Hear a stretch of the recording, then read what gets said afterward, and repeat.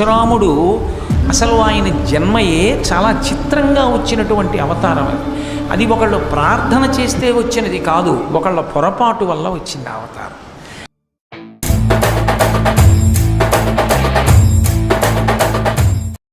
గాధి అని ఒక మహారాజు.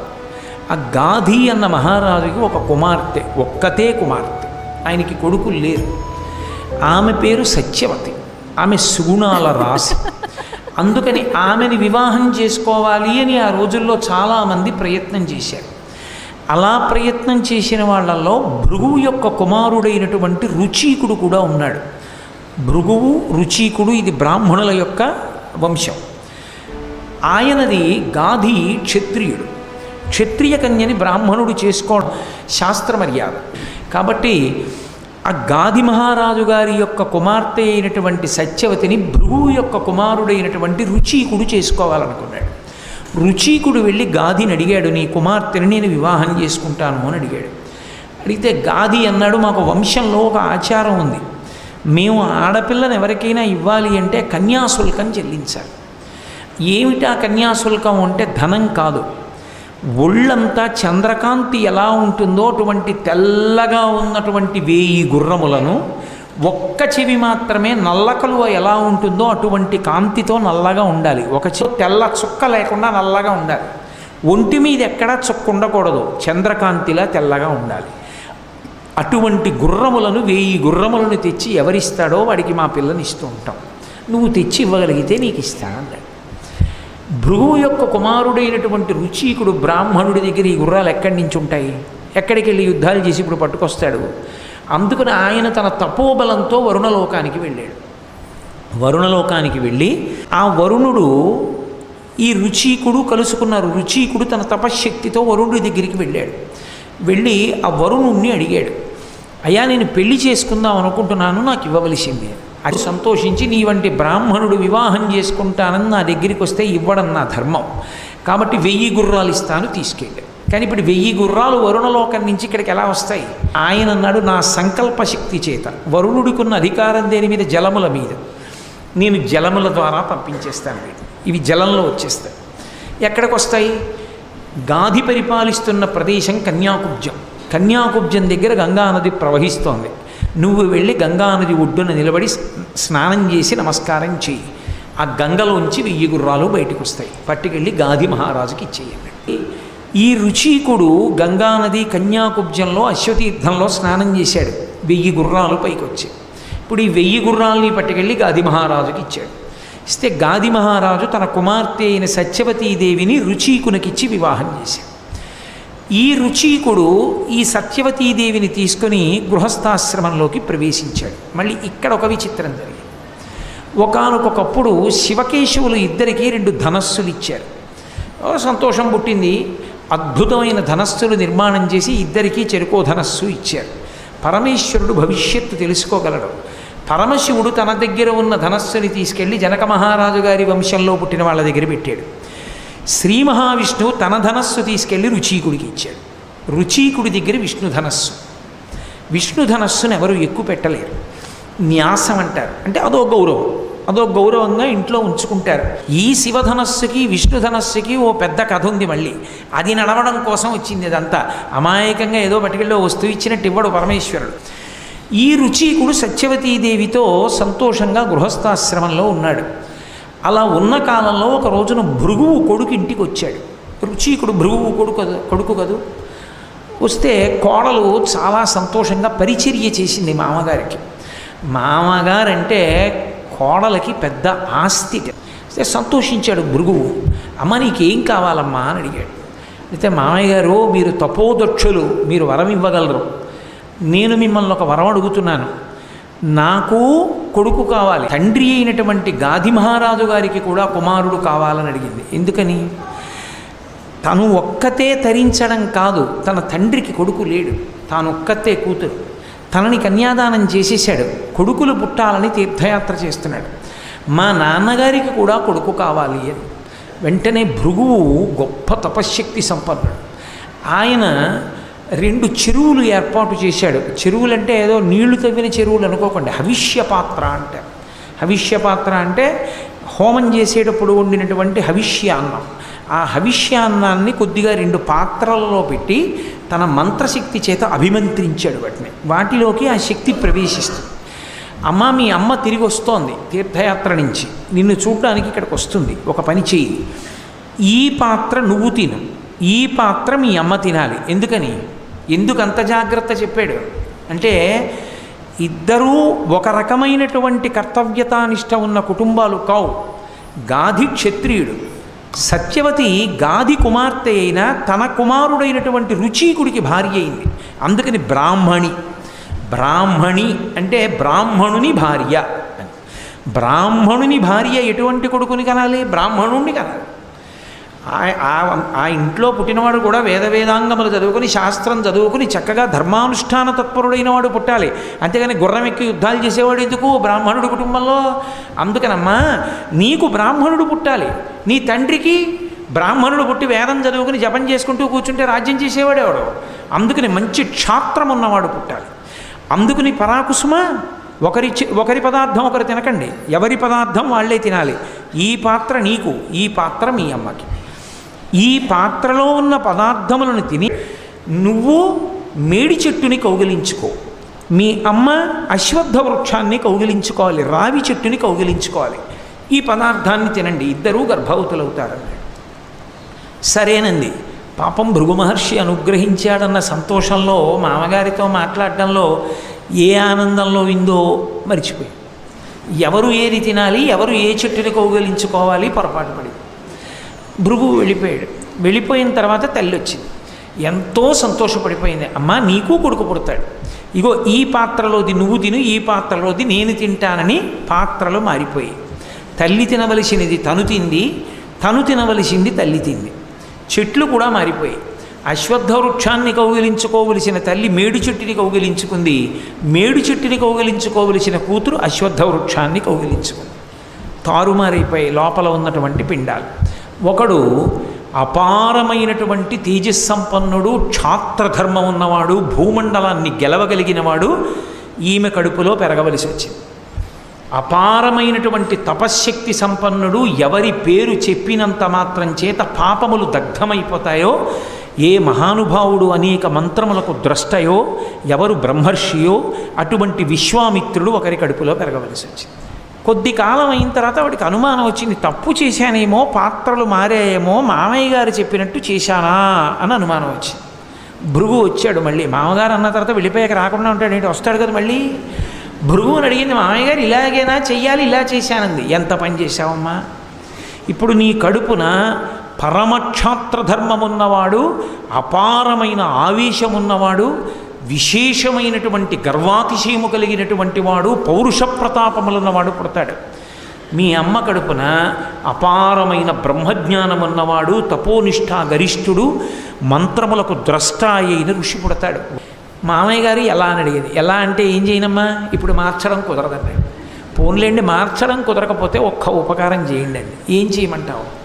మీ అబ్బాయి కోరి నన్ను పెళ్లి చేసుకున్నారు. మా నాన్నగారిని అడిగి ఎక్కడో వరుణుడి దగ్గరికి వెళ్ళి 1000 గుర్రాలు, చెవి ఒకటి నల్లగా ఉన్న వాటిని తీసుకొచ్చి అశ్వతీర్థంలోంచి ఇచ్చి మరీ పెళ్లి చేసుకున్నారు. ఆయనకి తీసుకెళ్ళి పాపం నేను చూస్తూ ఇంత క్షాత్రధర్మం ఉన్న కొడుకునిస్తే, అయ్యో బ్రహ్మజ్ఞాని కొడుకుగా పుట్టకపోయాడే, ఇది చేసిన పొరపాటు వల్లని బాధపడతారు.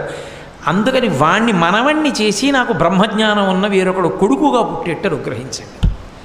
ఆలోచించాడు భృగువు. ఆ వంశంలోనేగా రావడానికి అంగీకరిస్తోంది కాబట్టి కొడుకుగా కాదు మనవడిగా వస్తాడులే. కొడుకుగా మళ్ళీ నీకు కూడా ఒక బ్రహ్మజ్ఞాని వస్తాడు. మీ అమ్మ కడుపున పుట్టేవాడిని మార్చడం కుదరదు, వాడు మాత్రం అలాగే వస్తాడన్నాడు. కాబట్టి ఇప్పుడు గాధి మహారాజు గారికి పుట్టినటువంటి వాడు కౌశికుడు. కౌశికుడు అంటే మహానుభావుడు, విశ్వామిత్రుడు. ఇక్కడ సత్యవతీదేవి కడుపున పుట్టినటువంటి వాడు జమదగ్ని. జమదగ్ని వేదములన్నీ చదువుకున్నటువంటి వాడు, మహానుభావుడు, గొప్ప బ్రహ్మతేజస్సు కలిగినటువంటి వాడు. జమదగ్ని కొడుకుగా వచ్చాడు. ఆ జమదగ్నికి పరశురాముడు పుట్టాడు. అంటే ఒక తరం వరకు వాయిదా పడింది. అసలు పుట్టడంలోనే ఇంత కథ నడిచింది, ఇన్ని పొరపాట్లు జరిగాయి. ఆయన కూడా క్షత్రియ కన్యనే పెళ్లి చేసుకున్నాడు. ఆమె పేరు రేణుకాదేవి. ఆమెను వివాహం చేసుకున్నాడు జమదగ్ని. ఆ జమదగ్ని మహర్షి రేణుకాదేవికి 5 కుమారులు జన్మించారు. అందులో పెద్దవాడికి రుమణ్వంతుడు అని పేరు, రెండవవాడు సుషేనుడు, మూడవవాడు వసువు, నాలుగవవాడు విశ్వావసు, 5వవాడు పరశురాముడు. ఆయనకి 5వవానికి పేరు పరశురాముడు కాదు, ఆయన పరశురామ ఎందుకయ్యాడంటే ఆయన పరమశివుడి గురించి ఘోరమైన తపస్సు చేశాడు. చేస్తే పరమశివుడు ఒక చేతిలో మృగాన్ని పట్టుకుని ఓ చేతిలో గండ్రగొడ్డలు పట్టుకుంటాడు. ఆ గండ్రగొడ్డలిని ఆయనకి ఇచ్చాడు.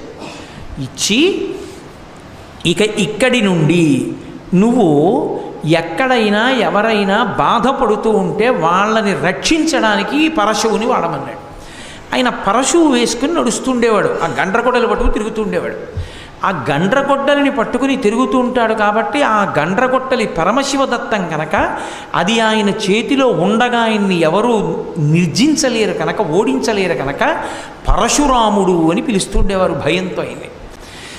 ఇటువంటి పరశురాముణ్ణి పరమశివుడు ఒకసారి మళ్ళీ పిలిపించాడు కైలాసానికి.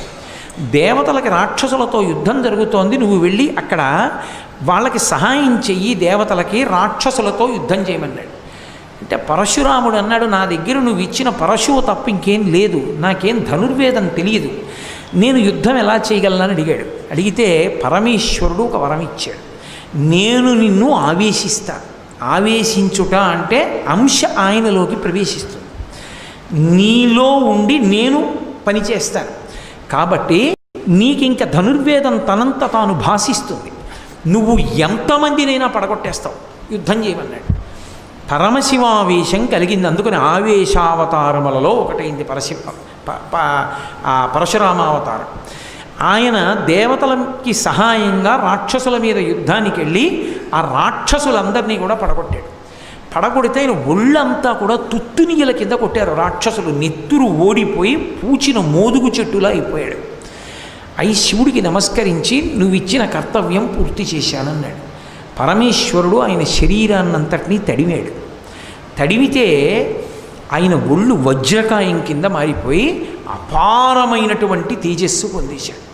సామాన్యుడైన వాడు పరశురాముడి వంక చూడలేడు. పరశురాముడు నడిచి వస్తుంటే కేవలం ఆయన్ని చూస్తే కొన్ని లక్షల సైన్యం మూర్ఛపోయేది. ఆయన యుద్ధం చేయక్కర్లేదు, ఆయన నడిచి వస్తే చాలు, ఆయన వస్తుంటే పడిపోయేవారంతే. మహాతేజోవంతులైనటువంటి వారైతేనే ఆయన్ని చూస్తారు నిలబడి. అంతటి తేజోమూర్తి అయ్యాడు, అంత తపస్సు చేశాడు. జటాజూటం కట్టుకుని గండ్రగొడ్డలి భుజాన వేసుకొని తిరుగుతుండేవాడు. సరే కొంతకాలం అయింది, అప్పుడే ఒక విచిత్రం ఒకటి జరిగింది. ఆయన మనసులో ఒక కోరిక ఉండేది, నేను ఒకే భగవానుణ్ణి శివుడిగా దర్శించాను, అదే భగవానుణ్ణి కృష్ణుడిగా చూడాలని కోరిక పెట్టుకున్నాడు. అప్పటికి ఇంకా కృష్ణావతారం రాలేదు. గోలోకమని ఒక లోకం, గోలోకే రాధికా స్వయం అని అమ్మవారు గోలోకంలో రాధికగా ఉంటుంది. ఆ గోలోకమునకు అధిదేవత కృష్ణుడు. ఆ కృష్ణస్వరూపాన్ని దర్శనం చేయాలని పరశురాముడికి కోరిక. ఆయన హిమవత్పర్వతం నుంచి నడిచి వస్తూ తీర్థయాత్రలు చేసి వస్తూ ఒక సరోవరంలో నీళ్లు తాగుతున్నాడు. నీళ్లు తాగుతుంటే 2 జింకలు పరిగెత్తుకొచ్చాయి. అవి అరుస్తూ పరిగెత్తుకొచ్చినటువంటి పరిస్థితి చూసి పరశురాముడు అనుకున్నాడు, వీటిని ఎవరో వేటాడుతున్నారు, భయపడి ఇలా వస్తున్నాయి అనుకున్నాడు. అవి అక్కడికి వచ్చి సేద తీరి నీళ్లు తాగుతుంటే ఒక జింక మనుష్య భాషలో అంది, జటాజూటం కట్టుకుని ఇంత తేజోమూర్తిగా ఉన్నాడు గొడ్డలి పట్టుకుని, వీడు మన్ని సంహరించాడు కదా అంది. రెండవ జింక అంది, ఆయన మన జోలికి రాడు, ఆయన పరశురాముడు మహాతేజోమూర్తి, ఆయన మన పక్కనంత ఉన్నంతకాలం మనని ఎవరూ చెనకరు, కానీ ఆయనకు కోరికుంది విష్ణు దర్శనం చెయ్యాలని కృష్ణుడిగా, కానీ ఆయనకి తెలియదు ఆయన ఉపాసనా బలానికి ఆయనకి కృష్ణ దర్శనం అవ్వదు. ఆయనకి కృష్ణ దర్శనం అవ్వాలంటే ఈయన అగస్త్యాశ్రమానికి వెళ్ళి అగస్త్యాశ్రమంలో ఉన్న మునుల దగ్గర కృష్ణ స్తోత్రాన్ని ఉపదేశం పొంది జపం చేస్తే కృష్ణ దర్శనం అవుతుంది అని ఆయన తెల్లబోయాడు. ఇదేమిరా 2 జింకలు మనుష్య భాషలో మాట్లాడుకుంటూ నా గురించి చెప్తున్నాయని ఆ జింకను అడిగాడు. నీకెలా తెలుసు నా గురించి, నువ్వు ఎలా చెప్పగలిగావని అడిగాడు. అప్పుడు ఆ జింక మళ్ళీ తన పూర్వజన్మ వృత్తాంతం చెప్పాడు. నేను ఒకానొకప్పుడు సుశర్మ అని పేరు కలిగినటువంటి బ్రాహ్మణుణ్ణి, వేదం చాలా బాగా చదువుకున్నాను, కానీ బ్రాహ్మణ జన్మ అయిన కారణం చేత పిరికితనం ఉండేది. ఒకనాడు దర్భలు పట్టుకుని ఇంటికి వెళ్ళడంలో దారి తప్పాను, చీకటి పడిపోయింది. చీకటి పడిపోయింది, క్రూర మృగాలు రావు కదా అని భయపడుతూ దర్భలు పట్టుకుని వెడుతున్నాను. ఇంతలో ఎక్కడి నుంచో ఒక పెద్ద పులి ఒక జింకని తరిమి నోట కరిచి పట్టుకుని పరిగెత్తింది. పులి నోట్లో ఉన్న జింకని స్మరిస్తూ ఒక రాళ్లగుట్ట మీద పడి తలకి దెబ్బ తగిలి నెత్తురు కక్కి మరణించాను. చిట్ట చివరి స్మృతిలో జింక ఉండిపోయింది, కానీ దర్భలు చేత పట్టుకుని అంత వేదం చదువుకున్న పవిత్రమైన బ్రాహ్మణుడిగా మరణించాను కనుక బ్రహ్మచారిగా నాకు విశేష స్మృతి ఉంది. ఎవరు ఏ లోపంలో ఉన్నా తెలుసుకోగలను, వాళ్ళ కోరిక ఏమిటో నాకు తెలుస్తుంది. అందుకుని చెప్పగలిగాను, నువ్వు అగస్త్యాశ్రమానికి వెడితే కృష్ణుని యొక్క మంత్రోపదేశం పొందితే నీకు కృష్ణ దర్శనం అవుతుందని. అయితే అగస్త్యాశ్రమానికి ఎడతానని ఆయన బయలుదేరాడు, ఆయన కనుక జింకలు బయలుదేరాయి. ముగ్గురు వెళ్ళారు. అగస్త్యాశ్రమంలో కృష్ణ మంత్రాన్ని ఉపదేశం పొంది జపం చేశాడు. ఆయనకి కృష్ణ సాక్షాత్కారం అయింది. కృష్ణ భగవానుడు నీకేం కావాలని అడిగాడు. ఆయన ఒక విచిత్రమైన కోరిక కోరాడు. నాకేమీ కోరిక లేదు, ఒక్కసారి మిమ్మల్ని చూడాలని కోరుకున్నాను, అంతే, మీ దర్శనమైంది చాలు, నాకే కోరిక లేదు. దేవతలు ప్రత్యక్షమైతే కోరిక తీర్చకుండా వెళ్ళారు. కృష్ణ భగవానుడు అన్నాడు, ఇవాళ నుండి నేను కూడా నీలో ఆవేశిస్తున్నాను. నేను నిన్ను ఆవేశించడానికి ఒక కారణం ఉంది. రామావతారం ఏమిటో నీకు తెలిసేటటువంటి రోజు ఒకటి వస్తుంది. నువ్వు రాముణ్ణి నిలదీస్తావు. రాముణ్ణి నిలదీసి నీ చేతిలో ఉన్న విష్ణు చాపాన్ని రాముడికి ఇచ్చినప్పుడు రాముడెవడో తెలియగానే నేను నీలోంచి అంతర్ధానం అవుతాను. అప్పుడు నీ తేజస్సు క్షయం అవుతుంది. ఆ తర్వాత నువ్వు ఇక స్థిరంగా కూర్చుంటావు పర్వతం మీద. అప్పటి వరకు నువ్వు తిరుగుతూనే ఉంటావు. నీకు నా ఆవేశ అవసరం ఉంది, అందుకే నేను నీలో ప్రవేశిస్తున్నానని కృష్ణుడు కూడా ప్రవేశించాడు. ఇప్పుడు ఆయన యందు శివ తేజస్సు విష్ణు తేజస్సు కూడా ప్రవేశించాడు. ఈ రెండు తేజస్సులతో కూడినటువంటి వాడై ఇంటికి వెళ్ళాడు. అలా కాలం గడిచిపోతోంది. అలా కాలం గడిచిపోతూ ఉండగా ఒకనాడు జమదగ్ని మహర్షి తన భార్య అయినటువంటి రేణుకాదేవిని పిలిచి ఏదో అనుష్ఠానం చేసుకోవడానికి సరోవరానికి వెళ్ళి నీళ్లు తీసుకురమ్మన్నాడు. ఆవిడ పాత్ర పట్టుకుని నీళ్లు తీసుకురావడానికి వెళ్ళింది.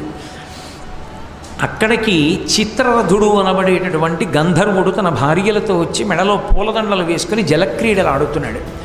ఆ గంధర్వుడి యొక్క రూపాన్ని చూసి ఎంత బాగున్నాడో అన్న భావనతో ఆయన చేస్తున్న జలక్రీడల్ని తమకంతో చూసింది రేణుకాదేవి. ఆ చూస్తూ ఉండిపోవడంలో ఆలస్యం అయిపోయింది. భర్తకి నీటి పాత్ర తీసుకెళ్ళడం భయపడుతూ గబగబా తీసుకెళ్ళింది. భార్యని చూస్తూనే గుర్తించాడు జమదగ్ని, నువ్వు మానసిక వ్యభిచారం చేశావు, భార్యాస్థానంలో ఉండడానికి యోగ్యురాలివి కావు అని 5 కొడుకుల్ని వరుసగా పెద్ద కొడుకు అయినటువంటి వాడి దగ్గర నుంచి రుమణ్వంతుడి దగ్గర నుంచి ఒక్కొక్కరిని పిలిచి మీ అమ్మని చంపేసేయండి అన్నాడు. అంటే పెద్ద కొడుకు రుమణ్వంతుడు అన్నాడు, నాకు జన్మనిచ్చినటువంటి తల్లి పరదేవతా స్వరూపం, ఆవిడ్ని నేను చంపడం ఏమిటి, చంపనన్నాడు. రెండవ కొడుకుని పిలిచాడు సుషేణుడు, అమ్మని చంపన్నాడు, నేను చంపనన్నాడు. మూడవ కొడుకు వసువుని పిలిచాడు, నేను చంపనన్నాడు. 4వ కొడుకు విశ్వావసువుని పిలిచాడు, నేను చంపనన్నాడు. మీరు నలుగురు నా మాట వినలేదు కాబట్టి ఈ అరణ్యంలో చెట్లు మృగములైపోండి అన్నాడు. వెంటనే వాళ్ళు చెట్లు మృగములైపోయాయి. 5వ వాడైనటువంటి భార్గవరాముణ్ణి పిలిచాడు. పిలిచి మీ తల్లిని సంహరించు అన్నాడు. వెంటనే కత్తి తీసి తల నరికేశాడు తల్లి భార్గవరాముడు. ఆవిడ తల ఊడి పడిపోయింది. పడిపోగానే తండ్రి ప్రసన్నుడయ్యాడు. ఒరేయ్, నేను చెప్పిన పని చేశావురా నువ్వు, చాలా చాలా సంతోషిస్తున్నాను, నీకేం వరం కావాలో కోరుకో, ఇస్తాను వరాలన్నాడు. మా అమ్మ తిరిగి బ్రతకాలి, అది నా మొదటి కోరిక, బ్రతికిస్తున్నాను మీ అమ్మనన్నాడు. నా అన్నలు మళ్ళీ చైతన్యం పొంది మనుష్య స్వరూపాలు పొందాలి అన్నాడు. మళ్ళీ వాళ్ళందరూ మనుష్య స్వరూపాలు పొందారు. నాకు చిరంజీవిత్వం కావాలన్నాడు, ఇస్తున్నాను. అందుకు పరశురాముడు చిరంజీవి అయ్యాడు. జమదగ్ని మహర్షి యొక్క వరం. ఆయన చంపాడు అంటే పరశురాముడు ఆయనకి తన తండ్రి అయిన జమదగ్ని మహర్షి యొక్క శక్తి తెలుసు. అమ్మ అలా ఉండిపోతే మానసిక వ్యభిచారం చేసింది కాబట్టి భార్యాస్థానంలో ఉండకూడదు. చచ్చిపోతే మళ్ళీ బతికిస్తే ఆ దోషం అక్కడతో పోయింది కాబట్టి మళ్ళీ భార్యాస్థానంలో ఉండొచ్చు. అందుకు చంపమన్నాడు. ఆ తండ్రి అంత శక్తివంతుడని తెలుసుకున్నవాడు కాబట్టి పరశురాముడు చంపాడు. సామాన్యమైనటువంటి వాళ్ళకి నిజంగా తండ్రి అంత శక్తివంతుడే అయినా తల్లిని అన్నల్ని చంపకూడదు. నాకు మా నాన్నగారు మళ్ళీ బతికిస్తారనుకుని చంపేశానండి, పరశురాముడు చంపలేదా అని అనడానికి వీలు లేదు. ఎందుకంటే పరశురాముడు యందు శివకేశవుల యొక్క ఆవేశం ఉన్నది ఆయనకి తెలుసు కాబట్టి చంపాడు. మనకు అలాంటి ఆవేశాలు ఉండవు, లేనిపోని కొత్త ఆవేశాలు మనకు ఉండకూడదు. పరశురాముడి జీవితం అనేకమైన మలుపులు తిరిగిపోయింది. జమదగ్ని మహర్షి ఆశ్రమంలో ఉన్నాడు. పరశురాముడు దర్భలు తీసుకురావడానికి, పళ్ళు తీసుకురావడానికి అరణ్యంలోకి వెళ్ళాడు. పరశురాముడు అరణ్యంలో ఉన్నాడు, జమదగ్ని మహర్షి ఆశ్రమంలో ఉన్నాడు. రేణుకాదేవి పక్కనుంది. ఉండగా కార్తవీర్యార్జునుడు అరణ్యానికి వచ్చాడు. ఆయన నదీ తీరంలో కింది భాగంలో తన భార్యలతో కలిసి జలక్రీడలు ఆడుతున్నాడు. అదే సమయానికి ప్రదోష వేళలో ఎందుకో రావణాసురుడు పుష్పక విమానంలో వెళ్ళిపోతున్నాడు. ఆయన నది ఒడ్డున దిగి స్నానం చేసి సంధ్యావందనం చేసుకుని సైకతలింగం చేసి దానికి ఆరాధన చేస్తున్నాడు. వీళ్ళకో పిచ్చి కోరిక పుట్టింది కార్తవీర్యార్జునుడి భార్యలకి. నీకు 1000 చేతులు ఉన్నాయి కదా, నదీ ప్రవాహాన్నంతటినీ ఆపేయగలవా 1000 చేతులతో అని అడిగారు. అది పెద్ద విషయమా అని 1000 చేతులు అడ్డుపెట్టాడు. అడ్డు పెడితే ప్రవాహం వెనక్కి వెళ్ళింది. వెనక్కి వెళ్ళి ప్రవాహం పెరుగుతూ వచ్చి ధ్యానంలో ఉండి పువ్వులు వేస్తున్నటువంటి రావణాసురుడి తొడల కిందకు వచ్చి ఆ పూజ చేస్తున్న సైకతలింగాన్ని కరగకొట్టి తీసుకెళ్ళిపోయింది. అకస్మాత్తు ప్రవాహం ఎందుకు పెరిగింది కిందకెళ్ళి చూడమన్నాడు భటుల్ని. కార్తవీర్యార్జునుడు భార్యలతో జలక్రీడలు ఆడుతున్నాడని చెప్పారు. ఆ కార్తవీర్యార్జునుడు 1000 చేతులు నరికేస్తానని యుద్ధానికి వెళ్ళాడు. అయితే ఆయన చూసి వీడెవడరా 10 తలల పురుగు యుద్ధానికి వచ్చింది నా మీదకని యుద్ధం చేయలేదు, ఇలా పట్టుకున్నాడు. పట్టుకుని తీసుకుపోయి ఈ పురుగు నేను భార్యలతో జలక్రీడలు ఆడుతుంటే నా మీదకు వచ్చిందని కారాగారంలో బారేసి తలుపేసేయండి అన్నాడు. అంత శక్తివంతుడు కార్తవీర్యార్జునుడు 1000 చేతులతో ఉంటాడు. ఆ కార్తవీర్యార్జునుడు ఎందుకో అరణ్యానికి వచ్చాడు వేటాడడానికి. విధి అని ఒకటి ఉంటుంది కదా, అప్పుడే ఆయనకి ఆకలేసింది, దాహం వేసింది. ఇక్కడ ఎవరున్నారని వెతుక్కుంటూ వెళ్ళాడు. అరణ్యంలో జమదగ్ని మహర్షి ఆశ్రమం కనపడింది.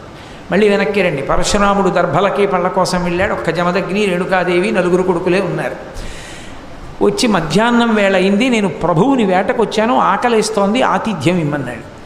ఇంటికొచ్చిన అతిథికి లేదనకూడదని వెంటనే తన దగ్గర ఉన్నటువంటి హోమధేనువు అంటారు, అంటే దాంతో ఏం చేస్తారు అంటే హోమం చేస్తుంటారు. ఆవు పాలతో యజ్ఞంలో వాడుతూ ఉంటారు. ఆ కామధేనువుని పిలిచి కార్తవీర్యార్జునుడి సైన్యానికి, కార్తవీర్యార్జునుడికి వాళ్ళకిష్టమైన పదార్థాలేవో అవన్నీ రాసులుగా ఇమ్మన్నాడు జమదగ్ని. కామధేనువు వెంటనే ఇచ్చేసి అవన్నీ వడ్డించారు. రాజు అన్నీ తిన్నాడు. రాచబుద్ధి కదూ. వీళ్ళని అడిగేది ఏమిట్రా, ఈ ధేను మందే రాజరికం నాది, ఈయన దగ్గర ఎందుకు హోమం చేసుకోవడానికి? ఎంతమందికైనా అన్నం పెట్టగలిగిన ఈ కామధేనువు నా దగ్గర ఉండాలి, తోలుకు రెండని వెళ్ళిపోయాడు. ధేనువు వెళ్ళగానే ఇంటికి వచ్చాడు పరశురాముడు. దూడ అరుస్తోంది. తండ్రి బాధగా కూర్చున్నాడు. అడిగాడు, నాన్నగారు ఏమైందండి, మన ఇంట్లో ఉండవలసిన ఆవేది అని అడిగాడు.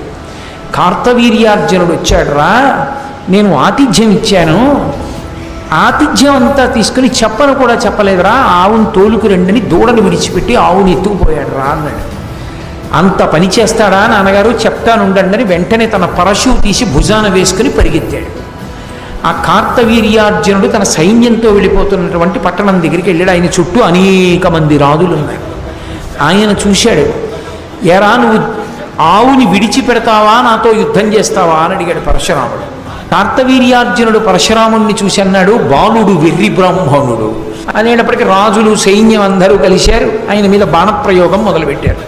ఆయన వెంటనే ఆయనలో ఉన్నటువంటి శివకేశవుల యొక్క ఆవేశం బయటికి వచ్చి తన ఒక్క పరశువుతోటి ఆయన ధనుష్టంకారం చేసి బాణ పరంపరలతోటి ఈ మొత్తం సైన్యాన్ని పడగొట్టి ఒక్క దూకి తన యొక్క పరశువుతో కార్తవీర్యార్జునుడి 1000 చేతులు నరికేశాడు. 1000 చేతులలో 500 ధనస్సులు పట్టుకుని 500 బాణాలని ఏకకాలంలో ప్రయోగించాడు పరశురాముడి మీద. అంత గొప్ప యుద్ధంలో కార్తవీర్యార్జునుడు వేసినటువంటి బాణములన్నింటినీ కూడా పడగొట్టడమే కాకుండా కార్తవీర్యార్జునుడి 1000 చేతులు నరికేసి ఆయన కంఠాన్ని నరికేశాడు. కార్తవీర్యార్జునుడు చచ్చిపోయాడు. ఆ నెత్తురోడిపోతున్నటువంటి పరశువుని పట్టుకుని తిరిగి వచ్చాడు తండ్రి దగ్గరికి ఆవును తీసుకుని. నాన్నగారండి, ఆవును తీసుకొచ్చాను. కొన్ని లక్షల మంది సైన్యాన్ని తెగటార్చి కార్తవీర్యార్జునుడు యొక్క 1000 చేతులు నరికి చంపేశాను. అతని స్నేహితులు రాజుల్ని చంపాను, ఆవును తీసుకొచ్చాను అంటే తండ్రి జమదగ్ని అడిగి ఎంత పనిచేసావురా. ఒక ఆవు వాళ్ళు తీసుకెళ్ళిపోయారనుకో, అది మనకి అదృష్టం ఉంటే తిరిగి వస్తుంది. కానీ ప్రభువుని చంపావే అది చాలా దోషం. ప్రభువు విష్ణువాంశ సంభూతుడు, అంత గొప్ప చక్రవర్తి కార్తవీర్యార్జునుని చంపేశావే, ఇప్పుడు అటువంటి ప్రభువు మనకు ఎలా కలుగుతాడు? బ్రాహ్మణునికి అన్నిటికన్నా ఉండవలసిన లక్షణం క్షమ, ఓర్పు ఉండాలి. కాబట్టి నీకు ఓర్పు లేదురా. ఓర్పు ఉండకపోతే ఆవేశం ఒకటే ఉంటే ప్రమాదం కదా బ్రాహ్మణుడికి. ఇంత తప్పెందుకు చేశావు? భూమిని ఏలేటటువంటి రాజుని చంపావు కాబట్టి తత్పాప పరిహారార్థం తీర్థయాత్రలు చేసి రమ్మన్నాడు. సరేనని బయలుదేరాడు. భూమండలం అంతా తీర్థయాత్ర చేశాడు. తీర్థయాత్ర చేసి చేసి చిట్ట చివరికి మళ్ళీ తల్లిదండ్రుల దగ్గరికి వెళ్ళాడు. వెళ్ళి తల్లిదండ్రులకి మొక్కాడు, నమస్కరించాడు. కాలం గడిచిపోతోంది. ఒకనాడు మళ్ళీ అరణ్యానికి దర్భలు తీసుకురావడానికి వెళ్ళాడు. ఇక్కడ జమదగ్ని ఒక్కడే కూర్చుని ఉన్నాడు. ఆ కార్తవీర్యార్జునుడి యొక్క కుమారులు ఉన్నారు. వాళ్ళు బయలుదేరి జమదగ్ని దగ్గరికి వచ్చారు. మా నాన్నని చంపేసిన వాడు ఈ జమదగ్ని కొడుకైన పరశురాముడే, కాబట్టి ఈ జమదగ్ని చంపేస్తామని కూర్చున్నవాడిని కూర్చున్నట్టు కత్తి పెట్టి తల నరికేశాడు. ఆయన మురిగిపోయింది ఆయన శరీరం. ఆయన శరీరం మురిగిపోగానే ఆ అరణ్యంలో ఉన్నటువంటి వాడిని పిలిచారు. పిలుస్తూ ఆ తల్లి జమదగ్ని యొక్క భార్య ఆ పడిపోయినటువంటి జమదగ్ని యొక్క శరీరం మీద పడి గుండెలు బాదుకుంటూ ఏడుస్తూ పిలిచింది. భార్గవరామ భార్గవరామ భార్గవరామ అని అరిచింది. ఇన్ని మాటలు అరిచింది అని చెప్పారంటే మహాభారతంలో 21 మాటలు అరిచింది. ఆ అరవడం కూడా ఎలా అరిచిందంటే పరశురాముడు లెక్క పెట్టుకోవడానికి అవకాశం ఉండేటట్లుగా అరిచింది. అన్ని మాటలు అరిస్తే ఆయన అరణ్యంలో ఉన్నవాడు విన్నాడు, నా తల్లి ఎందుకింత ఎలుగెత్తి ఏడుస్తూ అరుస్తోంది అని. పరుగు పరుగున వస్తూ లెక్క పెట్టుకున్నాడు ఎన్ని మాటలు పిలుస్తోంది అని. ఆశ్రమానికి వచ్చేటప్పటికి 21 మాటలు పూర్తయింది. చూశాడమ్మా, ఎవరు చేశారు ఈ పని అని అడిగాడు. నువ్వు కార్తవీర్యార్జునుడిని చంపేశావన్న కక్షతో కార్తవీర్యార్జునుడి యొక్క సంతానం వచ్చి మీ తండ్రి అయినటువంటి జమదగ్ని చంపేసింది అన్నాడు. వెంటనే ఆయనకి కోపం వచ్చి, అమ్మా ఈ క్షత్రియులు దురహంకారులు, భూమిని పరిపాలించవలసినటువంటి క్షత్రియులు యుక్తాయుక్త విచక్షణ లేకుండా ప్రవర్తిస్తున్నారు. ఒకప్పుడు ఆతిథ్యం పొంది ఆవునెత్తుకుపోయారు. ఆవునెత్తుకుపోతే నేను ఆవుని విడిచిపెట్టమని అడిగితే బ్రాహ్మణుడు వెర్రివాడు చంపేసేయమన్నారు. నేను యుద్ధం చేస్తే నా చేతిలో చచ్చిపోయాడు. ఆయన ఆవుని విడిచిపెట్టలేదు కాబట్టి యుద్ధం చేసి చంపాను. నేను లేనప్పుడు దొంగ దెబ్బ తీసి నా తండ్రిని చంపారు. ఈ క్షత్రియులు బతకడానికి వీల్లేదమ్మా. నువ్వు 21 మాటలు గుండెలు బాదుకుని అరిచావు కనుక 21 మాటలు ఈ భూమండలం అంతా తిరుగుతాను. క్షత్రియుడన్నవాడు కనబడితే చంపేస్తాను. గర్భస్థ పిండమై ఉన్నా కూడా విడిచిపెట్టను, శిశువైనా కూడా విడిచిపెట్టను. క్షత్రియుడన్నవాడు ఈ భూమి మీద ఉండడానికి వీల్లేదు. 21 మాటలు భూమండలం అంతా తిరిగి క్షత్రియులన్న వాళ్ళని విడిచిపెట్టకుండా సంహరించి ఈ నెత్తురంతా తీసుకెళ్ళి కురుక్షేత్రంలో 5 హ్రదములు తవ్వాడు. 5 చెరువులు తవ్వి 5 చెరువులు ఈ క్షత్రియుల యొక్క నెత్తుటితో నింపాడు. వాటిని శమంతక పంచకమని పిలుస్తారు. 5 నెత్తుటి చెరువులు చేసి 5 నెత్తురు తీసి తండ్రికి పితరులకు తర్పణం చేశాడు. అది ఆవేశం. అందుకని ఆవేశావతారమైంది. అంత ఆవేశాన్ని పొందినటువంటి అవతారం దాని ఉద్ధతి, అసలు దాని గురించి చదవడం, దాన్ని ఊహించడమే చాలా కష్టంగా ఉంటుంది. బుద్ధి వంశములు మాత్రమే సుక్షత్రియ వంశములు మిగిలాయి. మిగిలిన వంశాలన్నీ అంతరించిపోయాయి పరశురాముడి చేతిలో. అలా మిగిలిపోయిన వంశాల్లో ఇక్ష్వాకు వంశం, చంద్రవంశం అటువంటివి కొన్ని ఉన్నాయి. మిగిలిన వాళ్ళు ఎక్కడైనా కొద్దిమంది క్షత్రియులుంటే వాళ్ళు 3 ప్రదేశాల్లో దాక్కున్నారు. ఒకటి ఆవుల మందలలోకి వెళ్ళిపోయి దాక్కున్నారు. ఆవుల మందలలో ఉంటే మాత్రం ఆయన తొందరపడి గబగబా రాడు. నేను గోవుల మందలలోకి వెళ్ళి దాక్కున్నారు. కొంతమంది ఆడవాళ్ళు నివసించేటటువంటి ప్రదేశాలలోకి వెళ్ళి దాక్కున్నారు. ఆడవాళ్ళు ఉన్న చోటికి వెళ్ళడు. ఆడవాళ్ళు ఉన్న చేతికి గాజులు ఇలా ఇలా చూపించినా ఇక లోపలికి రాడు పరశురాముడు. అందుకని కొంతమంది క్షత్రియులు గాజులు వేసుకుని ఆయన వస్తుంటే చేతులు బయటికి పెట్టి చప్పుడు చేశారు. ఆడవాళ్ళు ఉన్నారని వెళ్ళిపోయాడు. అలా బతికారు కొంతమంది. మిగిలిన వాళ్ళందరినీ చంపేశాడు. శిశువుల్ని కూడా మిగల్చలేదు. 21 మాటలు భూమండలం అంతా తిరిగి క్షత్రియులన్న వాళ్ళని విడిచిపెట్టకుండా సంహరించి ఈ నెత్తురంతా తీసుకెళ్ళి కురుక్షేత్రంలో 5 హ్రదములు తవ్వాడు, 5 చెరువులు తవ్వి 5 చెరువులు ఈ క్షత్రియుల యొక్క నెత్తుటితో నింపాడు. వాటిని శమంతక పంచకం అని పిలుస్తారు. 5 నెత్తుటి చెరువులు చేసి 5 నెత్తురు తీసి తండ్రికి పితరులకు తర్పణం చేశాడు. అది ఆవేశం. అందుకని ఆవేశావతారమైంది. అంత ఆవేశాన్ని పొందినటువంటి అవతారం దాని ఉద్ధతి, అసలు దాని గురించి చదవడం, దాన్ని ఊహించడమే చాలా కష్టంగా ఉంటుంది. బ్రాహ్మణ వంశంలో పుట్టి 21 మార్లు క్షత్రియుల్ని సంహరించి భూమండలాన్నంతటినీ తన స్వాధీనం చేసుకున్నాడు. ఎక్కడ పుట్టవలసిన వాడు? ఈ క్షాత్రం గాది కడుపున పుట్టవలసినవాడు. అక్కడ పుట్టుంటే సుక్షత్రియుడై ఏమై ఉండేదో. ఆ తినే హవిష్యపాత్ర మారడం, చెట్టుని కౌగిలించుకోవడంలో, భృగువు చెప్పినట్టు చేయకపోవడంలో ఇంత ఉపద్రవం వచ్చేసింది.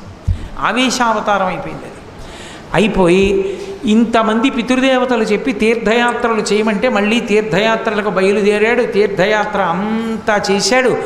చేసి వచ్చి ఒక్క పరశురాముడు రామాయణ కాలం, భారతకాలం ఎన్నిటితో సంబంధం ఉన్నవాడు. ఒకానొకప్పుడు అశ్వమేధయాగం చేశాడు. అశ్వమేధయాగం చేసి ఈ భూమిని అంతటినీ దానం చేస్తే పుచ్చుకోగలిగిన బ్రాహ్మణుడు ఎవడని అడిగాడు.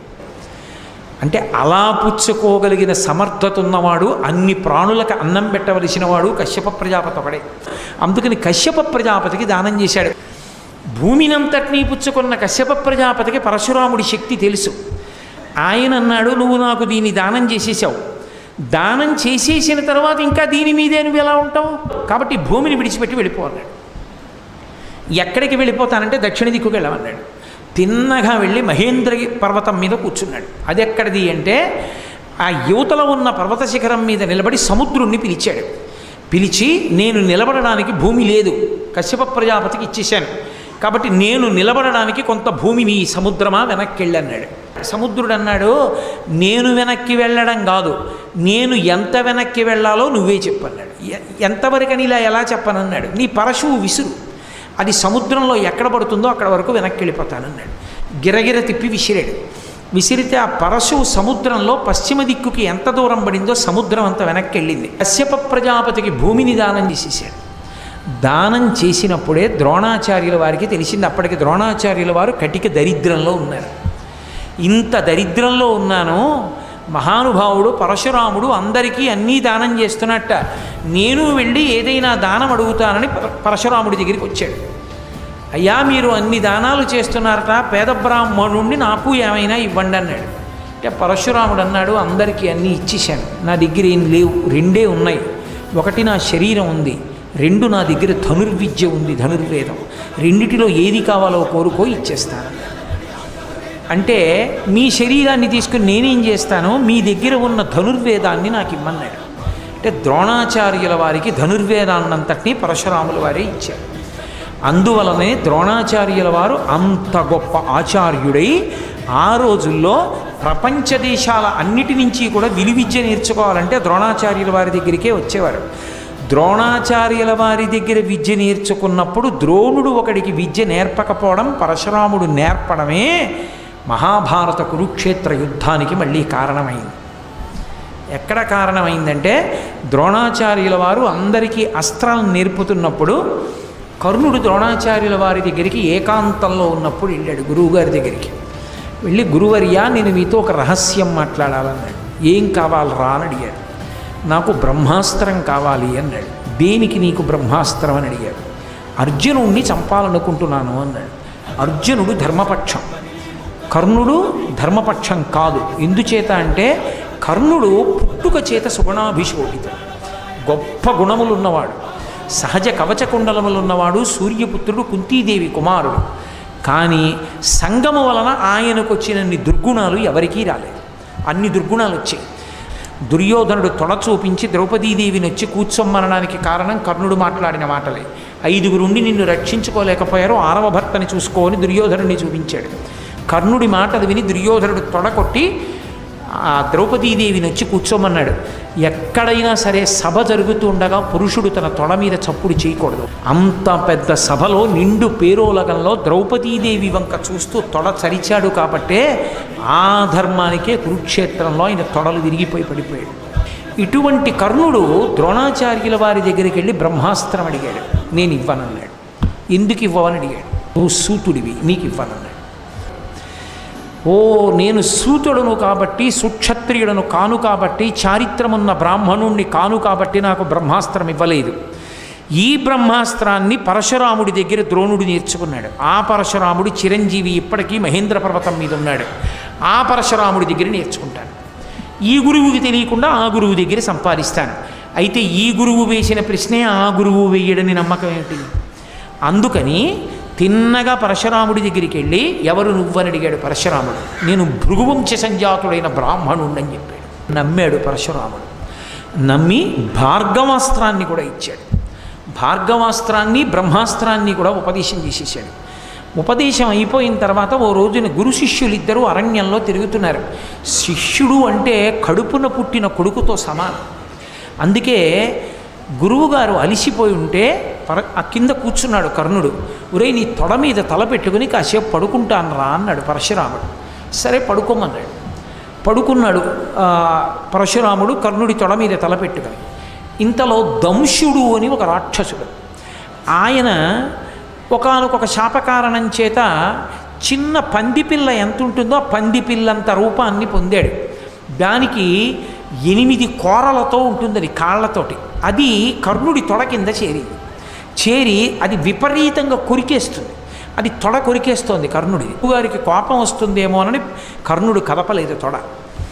అది తొలిచేస్తోంది తొడని. ఆ నెత్తురు కారి పడుకున్న పరశురాముడి భుజం కిందకి వెళ్ళింది. ఏదో గోరువెచ్చగా తడి తగులుతున్నట్టుగా తగులుతోందని పరశురాముడు దిగ్గున నిద్ర లేచి చూసుకున్నాడు. నెత్తురు ఉంది. ఆ కర్ణుడిని కాలెత్తమన్నాడు. నెత్తురు కనపడింది. పరశురాముడు ఇలా చూశాడు. ఆ క్రిమి వంక, అది పందిపిల్లంతుంది. పరశురాముని యొక్క తేజస్సు చూసేసరికి వెంటనే అది కాలిపోయి అందులోంచి రాక్షసుడు పైకి లేచాడు. అయ్యా, నా పేరు దంశుడు. నేను ఒకప్పుడు ఒక మహర్షి బలవంతంగా అపహరించే ప్రయత్నం చేస్తే నాకు ఆ మహర్షి శాపకారణంగా ఈ రూపం కలిగిందని శరీరం విడిచిపెట్టాడు. అప్పుడు పరశురాముడు తేరిపారి చూశాడు కర్ణుడి వంక. ఏమిరా, నువ్వు బ్రాహ్మణుడవైతే ఇంత ఓర్పు ఉండదు. శరీరానికి బాధ కలిగితే బ్రాహ్మణుడు ఓర్చలేడు, దెబ్బ తగిలితే తట్టుకోడు. క్షత్రియుడైతేనే తట్టుకుంటాడు. నువ్వు క్షత్రియుడవా, బ్రాహ్మణుడివి మాత్రం కాదు. నువ్వు అబద్ధం చెప్పావు, నిజం చెప్పు, నువ్వెవరని అడిగాడు. అడిగితే నేను సూతుడను అని చెప్పాడు కర్ణుడు. వెంటనే పరశురాముడు అన్నాడు, నువ్వు నా దగ్గర అబద్ధం చెప్పి అస్త్రాల్ని పొందావు కనుక ఆపత్కాలమునందు నీకు ఈ అస్త్రములు స్ఫురించకుండుగాక అన్నాడు. అందుకే కర్ణుడికి మరణ సమయంలో బ్రహ్మాస్త్రం కానీ భార్గవాస్త్రం కానీ జ్ఞాపకానికి రాలేదు. పరశురాముడి దగ్గర బ్రహ్మాస్త్రం నేర్చుకున్నాడు, భార్గవాస్త్రం ఉపదేశం పొందాడు, ప్రయోగ ఉపసంహారాలు తెలుసు. కానీ తిరిగి వచ్చిన తర్వాత దుర్యోధనుడు అడిగాడు, పరశురాముడి దగ్గర అస్త్రాలు నేర్చుకున్నావా, ఏమైంది నీ ప్రయత్నం అని అడిగాడు. నేను వెళ్ళిన ప్రయత్నం పూర్తయింది, పరశురాముడి దగ్గర అస్త్రాలని ఉపదేశం పొందాను అన్నాడు. కాబట్టి కురుక్షేత్ర సంగ్రామం జరిగి అధర్మాత్ములు మడిసిపోవడానికి కారణం పరశురాముడు కూడా అయ్యాడు. పరశురాముడు కర్ణుడికి ఉపదేశం చేసి ఉండకపోతే, దుర్యోధనుడికి ఆ మాట చెప్పకపోతే మహాభారతం ఎటు తిరిగేది అన్న విషయం కొంచెం ఆలోచించవలసినటువంటి విశేషం. కాశీరాజు తన కుమార్తెలకి స్వయంవరం ప్రకటించాడని తెలుసుకున్న భీష్మాచార్యుల వారు, తమ్ముడు ఎలాగో పనికి మాలినవాడు, వెళ్ళి రాజుల్ని ఓడించి తెచ్చుకోలేడు భార్యల్ని, తనే వెళ్ళి ఆ స్వయంవరానికి వచ్చిన రాజులందరినీ ఓడించి అంబికా అంబాలికల్ని రథం ఎక్కించి హస్తినాపురానికి తీసుకెళ్ళి పెళ్లి కూతుళ్ళగా కూర్చోబెట్టి పెళ్లి చేసుకోమన్నాడు తమ్ముడిని. అంటే విచిత్ర వీర్యుడి వంక చూసి అందులో అంబంది, ఇతపూర్వమే నా మనసు సాల్వదేశ ప్రభువుకి ఇచ్చాను కాబట్టి మేము ఒండులను వివాహం చేసుకుందాం అనుకున్నాం. అంటే ఆయన అన్నాడు, ఇది ధర్మాతిక్రమణం, మనసు ఒక చోట మనువు ఒక చోట కుదరదు. ఆడదాని మనస్సు వివాహపూర్వం అలా ఇంకొక పురుషుడి యందు ప్రవేశించకూడదు. నువ్వు సాల్వ ప్రభువుని వివాహం చేసుకుంటానన్నావు, ఆయన నిన్ను వివాహం అన్నాడని అంటున్నావు. ఇది తెలియక మీ తండ్రి నీకు స్వయంవరం ప్రకటించాడు. నిన్ను సకల లాంఛనాలతో సాల్వరాజు దగ్గరికి పంపించేస్తున్నాను, వెళ్ళిపోమ్మని పంపించేశాడు. రథం ఇచ్చి పంపిస్తే తీరా సాల్వభూపతి దగ్గరికి వెడితే ఆయన అన్నాడు, నన్ను ఓడించి భీష్ముడు ఎత్తుకుపోయాడు నిన్ను. కాశీరాజు మీ నాన్న స్వయంవరం ప్రకటించినప్పుడు నువ్వు భీష్ముడి సొత్తు, భీష్ముడు ఏం చేసుకుంటే చేసుకుంటాడు, తమ్ముడికి ఇచ్చి చేస్తాడు, లేకపోతే భీష్ముడు చేసుకుంటాడు. భీష్ముడు ఎత్తుకుపోయి భీష్ముడి చేతిలో ఓడిపోయినటువంటి నేను ఇక నిన్ను పెళ్లి చేసుకోనన్నాడు. ఆవిడ మళ్ళీ వెనక్కి వెళ్ళింది.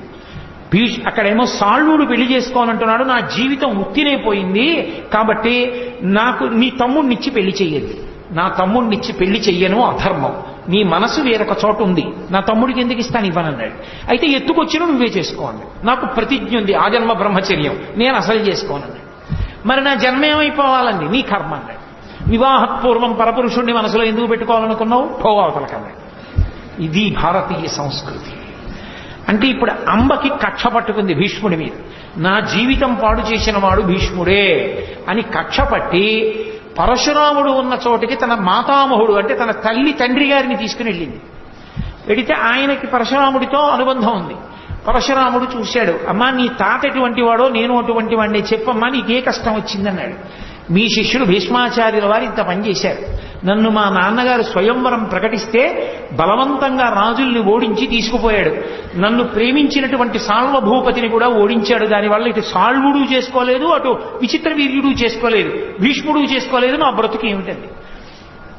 విచిత్ర వీర్యుడు పెళ్లి చేసుకుంటే నీకు సమ్మతమేనా అన్నాడు. సమ్మతమే. అయితే నీ సమస్యకి పరిష్కారం నేను చూపిస్తాను, నా శిష్యుడు నా మాట కాదనడం. కాదన్నాడో వాడి కుత్తుక కోసేస్తాను, నాతో నిలబడలేడు యుద్ధంలో, కాబట్టి బయలుదేరు నాతో అన్నాడు.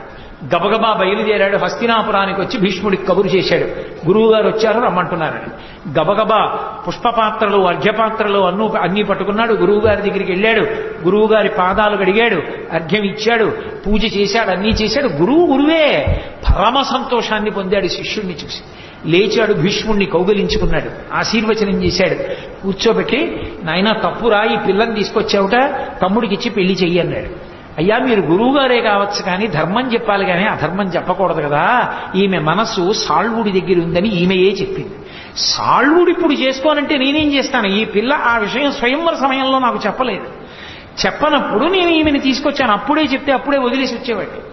కాబట్టి నా తమ్ముడికి ఇచ్చి పెళ్లి చేసే సమస్య రాదు, అలా చెయ్యను, అన్నగారిగా ఉండి అధర్మంతో కూడిన పని చెయ్యమని మీరు నన్ను నిగ్రహించకూడదన్నాడు. అంటే నువ్వు గురువుకే ధర్మం చెప్తావా, ఇలా అయితే నాతో యుద్ధం చేయవలసి ఉంటుందన్నాడు. అధర్మపు పని చేశాను అనిపించుకోవడం కన్నా గురువు గారితో యుద్ధం చేసి ప్రాణం పోగొట్టుకున్నానో, గురువు గారిని నిగ్రహించానా మీకు గౌరవం, పోయానా ధర్మానికి పోయానని నాకు గౌరవం, కాబట్టి యుద్ధమే చేస్తానన్నాడు. భీష్ముడు పోడు, స్వచ్ఛంద మరణం వరం. ఇద్దరికి యుద్ధం ప్రారంభమైంది. ఎన్నాళ్ళు జరిగింది అనుకుంటున్నారు? మహాభారతం భీష్మ పర్వం నుంచి చెప్తున్నాను నేను. ఇప్పుడు అవన్నీ ఇన్ని పర్వాలు, ఇన్ని పురాణాల నుంచి నేను పద్యాలన్నీ మొదలు ఎప్పటికవుతుంది, అందులో వదిలిపెట్టేశాను. ఇవాళ ఆ యుద్ధం జరుగుతున్నప్పుడు ఎన్ని రోజులు జరిగిందో ఒకళ్ళనొకళ్ళు తుత్తునీయల కింద కొట్టేసుకున్నారు. ఒకానొక రోజునైతే భీష్మాచార్యుల వారి గుండెలో దిగబడిన బాణానికి భీష్ముడు రథంలో పడిపోయాడు, సారథిని చంపేశాడు పరశురాముడు. ఇక తర్వాత భీష్ముడు పడిపోవాలి. ఎంత స్వచ్ఛంద మరణం ఉన్నా ఇక లేవకుండా కొట్టేస్తాడు. వెంటనే అకస్మాత్తుగా 7 బ్రాహ్మణులు వచ్చి ఆ రథం యొక్క కొయ్య మీద, అటు ఇటు ఉండేటటువంటి ఆ కొయ్య మీద కూర్చుని, గంగాదేవి తెల్లటి బట్టలు కట్టుకుని వచ్చి కూర్చుని రథాన్ని నడిపించి ఆకాశ మార్గంలో తప్పించేశారు.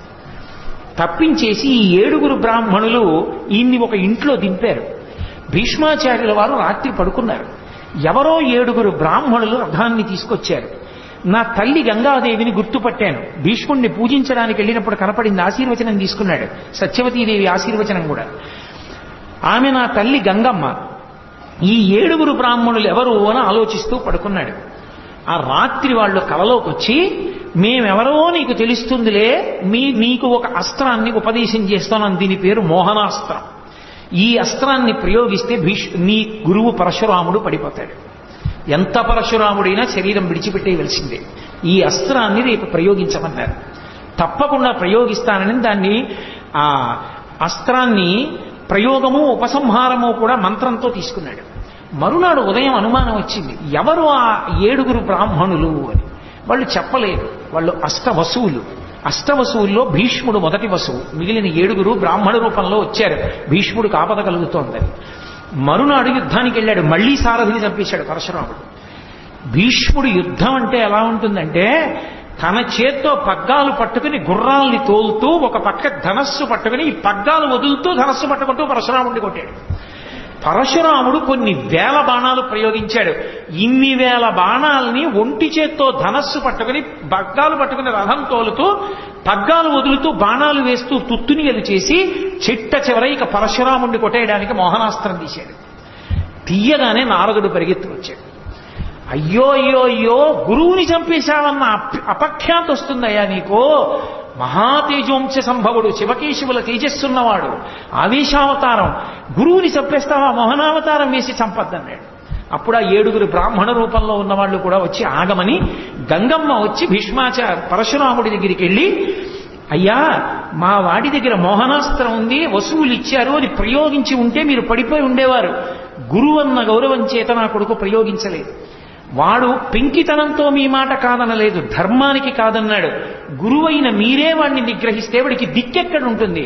కాబట్టి మీ శిష్యుణ్ణి ఆశీర్వదించండి అంది. గంగమ్మ మధ్యవర్తిత్వానికి పరశురాముడు రథం దగ్గరికి వచ్చి భీష్మాచార్యుల వారిని దింపి కౌగలించుకుని, నాయనా ఎంత ధర్మానికి నిలబడ్డావురా, నువ్వు మోహనాస్త్రం ఉంది కాబట్టి నేను పడిపోదును, కాబట్టి నీ చేతిలో ఓడిపోయానని పుత్రాదిచ్చేత్ పరాజయం, నా శిష్యుడితో చేతిలో ఓడిపోయిన సత్కారాన్ని పొందాను నేను. నిన్ను చంపగలిగిన వాడు ఒక్కడే, నరనారాయణులలో ఒకడైనటువంటి కృష్ణుడి పక్కనున్న అర్జునుడే భవిష్యత్తులో పడగొడతాడు తప్ప అన్యులకు సాధ్యం కాదని భీష్ముడి దగ్గర తన యొక్క యుద్ధ ఓటమిని అంగీకరించి తిరిగి వెళ్ళిపోతూ అంబవంక చూసి, నేను చెయ్యగలిగినంత చేశాను, ఇక నేను చేయగలిగిన ఉపకారం లేదు, నువ్వు చేసేది నువ్వు చేసుకో అన్నాడు. ఈ జన్మలో సాధించలేని దాన్ని వచ్చే జన్మలో సాధిస్తానని. ఆ తర్వాత మళ్ళీ పెద్ద తపస్సు చేసింది, సుబ్రహ్మణ్యేశ్వర స్వామి వారిని ఆరాధించింది. పరమశివుడు ప్రత్యక్షమయ్యాడు, మగపిల్లవాడుగా పుట్టింది, ఆడపిల్లగా మారింది, శిఖండి అయింది. అర్జునుడు రథానికి ముందు నించుంది, మగాడిగా పుట్టి ఆడదైంది కాబట్టి ఆమెను చూస్తే బాణం వేయినన్నాడు. ధనస్సు బాణాలు కిందకి దింపేశాడు, ఒళ్ళంతా బాణాలు కొట్టేశారు. కొట్టేస్తే భీష్మాచార్యుల వారు కింద పడిపోయారు రథంలోంచి. అది వేరు మాట, అదంతా భీష్మపరమ. ఇటువంటి పరశురాముడు రామాయణ కాలం దగ్గరికి వచ్చేటప్పటికీ రామచంద్రమూర్తి సీతమ్మ తల్లిని కళ్యాణం చేసుకుని వెళ్ళిపోతుంటే ఎదురొచ్చి చేతిలో విష్ణు చాపం పట్టుకుని వచ్చాడు. నిజంగా ఆయన వస్తుంటే పరశురాముడు వశిష్ఠాది మహర్షులు చూశారు. రామచంద్రమూర్తి యొక్క సైన్యం అంటే దశరథ మహారాజు గారి సైన్యం అంతా స్పృహ తప్పిపోయింది. పరశురాముడు వస్తుంటే ఎందుకో తెలుసా అండి, పరశురాముణ్ణి చూసి కాదు, ఆయన వస్తుంటే అంత ధూళి రేగుతుందిట. ఆయన తపశ్శక్తి అటువంటిది, ఆ తేజస్సు అటువంటిది. ఆ ధూళికి ఆయన వెలుతురికి చూసి పడిపోయారు వాళ్ళు. ఆయన నిజంగా వచ్చి నించున్నాడు జటామండలంతో, శివుళ్ళ. వాల్మీకి మహర్షి అయితే త్రిపురాసుర సంహారం చేసిన పరమశివుళ్ళ ఉన్నాడని ఉపమానం వేశారు. నిలబడితే దశరథ మహారాజు గారు భయపడిపోయి, ఇంతమంది క్షత్రియుల్ని చంపేశావు, ఇంద్రుడి దగ్గర ప్రతిజ్ఞ చేసి మానేశావని విన్నాను, ముక్కు పచ్చలారని వాడు లేక పుట్టాడు, పుత్రకామేష్టి చేశాను, పెళ్లి చేసుకుని ఎడుతుంటే చంపేస్తావా ఏమి అని పాపం బతిమాలుతున్నాడు. రాముడు తండ్రి ఉండగా ఎక్కువ మాట్లాడడం. ఏమిరా పిల్లవాడా అన్నాడు. దశరథుడిని విడిచిపెట్టి రాముడి వంక తిరిగి, శివధనస్సుని భంగం చేశావుట, ఏది విష్ణు శాపాన్ని అందుకో చూద్దాం అని తన తాతగారైనటువంటి రుచీకుడి దగ్గర విష్ణువు పెట్టినటువంటి ధనస్సుని ఇప్పుడు తీసుకొచ్చాడు. తన తండ్రి జమదగ్ని దగ్గర ఉన్నది తనకిచ్చాడని చెప్పి పట్టుకొచ్చి ఏది శివధనస్సుని ఎక్కువ పెట్టిన వాడివి విష్ణు ధనస్సు కూడా ఎక్కువ పెట్టన్నాడు. ఆయన వెంటనే విష్ణు చాపాన్ని అందుకున్నారు. బాణాన్ని సంధించు అన్నాడు. బాణాన్ని ఎక్కుపెట్టి రామచంద్రమూర్తి అన్నారు, తండ్రి కోసమని చెప్పి అంతమందిని చంపావు కాబట్టి తండ్రి యొక్క రుణాన్ని తీర్చుకున్నావు, చాలా గొప్పవాడివి. కానీ నేనెవరో కూడా తెలుసుకోవాలనుకున్నావు, ఇది విష్ణు చాపం, దీనికి బాణాన్ని సంధించాను కాబట్టి ఈ బాణాన్ని నేను విడిచిపెట్టేయవలసిందే, దీన్ని ఉపసంహారం చేయడం కుదరదు. కాబట్టి ఇప్పుడు ఈ బాణం వేసి నువ్వు సంపాదించుకున్న అక్షయ లోకాల్ని పడగొట్టైనా, అక్షయ పుణ్యాల్ని పడగొట్టైనా, నీ గమన శక్తిని పడగొట్టైనా కాళ్ళ మీద బాణం వేస్తానిక నడవలేవు, రెండిటిలో ఏది కావాలో కోరుకోవాలి అనేటప్పటికీ చూశాడు పరశురాముడు. అర్థమైంది. కృష్ణ భగవానుడప్పుడు అగస్త్య మహర్షి ఆశ్రమంలో కృష్ణ మంత్రాన్ని ఉపదేశం పొందితే ఆవేశించి చెప్పాడు కదా, భవిష్యత్తులో విష్ణు చాపాన్ని ఎవరు పట్టుకుంటారో అప్పుడు నీ ఆవేశాలన్నీ తొలగిపోతాయి, పర్వతం మీద తపస్సు చేస్తావు ఇంకన్నాడు. అర్థమైంది. ఓ విష్ణు అవతారం రామచంద్రమూర్తి వచ్చారు ధర్మాన్ని నిలబెట్టడానికి, ఇక నా అవసరం లేదు ఈ లోకానికి అనుకున్నాడు. అనుకుని రామ నా పాదములను కొట్టేస్తే నేను ఈ భూమిని కశ్యప ప్రజాపతికి దానం చేశాను, గమనశక్తి పోతే రాత్రి అయితే నేను ఈ భూమి మీద ఉండకూడదు, వెళ్ళిపోవాలి మహేంద్రగిరి మీదకి, అందుకని నా గమనశక్తిని కొట్టకు, నేను సంపాదించుకున్న అక్షయ పుణ్యాలని కొట్టేసేయమంటాడు. అంటే విష్ణు చాపంలోంచి బాణం విడిచిపెడితే పరశురాముడు తపస్సు చేసి సంపాదించుకున్న అనంతమైన పుణ్యాలన్నీ కూడా కాలిపోయాయి. కాలిపోతే తేజస్సు అంతా క్షీణించిపోయి బరువుగా అడుగులు వేస్తూ మహేంద్ర పర్వతం మీద వెళ్ళిపోయాడు విష్ణు చాపాన్ని వదిలిపెట్టేసి. వెళ్ళిపోతే పితృదేవతలందరూ కనపడ్డారు. కనపడి ఒరే మా కోసమని కార్తవీర్యార్జునుడు వచ్చి జమదగ్నిని చంపాడని కోపగించి 21 మాటలు క్షత్రియుల్ని చంపావు, అటువంటి నువ్వు ఇలా అయిపోతే మాకు చాలా బాధగా ఉందిరా, అందుకని నువ్వు ఇలా ఉండడానికి వీల్లేదు. ఇదిగో ఈ దక్షిణ దేశంలోనే ఫలానా ప్రదేశంలో వధూసరా అనబడేటటువంటి నది ఉంది. వధూసరా అనేటటువంటి నదిలో నువ్వు స్నానం చేస్తే నువ్వు పోగొట్టుకున్నటువంటి అక్షయ పుణ్యాలు ఏ ఉన్నాయో విష్ణు చాపంలోంచి విడిచిపెట్టిన బాణం వల్ల ఆ పుణ్యాలన్నీ మళ్ళీ నీకు దక్కుతాయి, కాబట్టి వెళ్ళి స్నానం చేయమన్నారు. మరునాడు బయలుదేరి వధూసరా నది యందు స్నానం చేశాడు. స్నానం చేస్తే మళ్ళీ విపరీతమైనటువంటి తేజస్సు పుణ్యములు పొందాడు. పొంది ఇక లోకానికి నా అవసరం లేదని చిరంజీవి అయి ఆనాటి నుండి మహేంద్ర పర్వతం మీద కూర్చుని తపస్సు చేస్తూ గుహలలో ఉంటాడు. ఆయన మాత్రం ఇప్పటికీ అకృతవ్రణుడు మాత్రం ఆయన కోసం ఎదురు చూస్తూ అన్ని ఏర్పాట్లు చేస్తూ ఉంటాడు. ప్రతి మాసంలో చతుర్దశి తిథి నాడు మాత్రం ఆ మహేంద్ర పర్వతం మీద ఉన్న గుహలోకి వచ్చి దర్శనమిస్తూ ఉంటాడు. అంతటి మహానుభావుడు చిరంజీవి అయినటువంటి పరశురాముడి గురించి ఎక్కడ చెప్పబడుతుందో అక్కడ అరిష్టము, పీడ, ఉగ్రభూతముల యొక్క ఉద్ధతి ఇవన్నీ తొలగిపోతాయి. ఎంతటి ఆపదలు కూడా సమసిపోతాయి.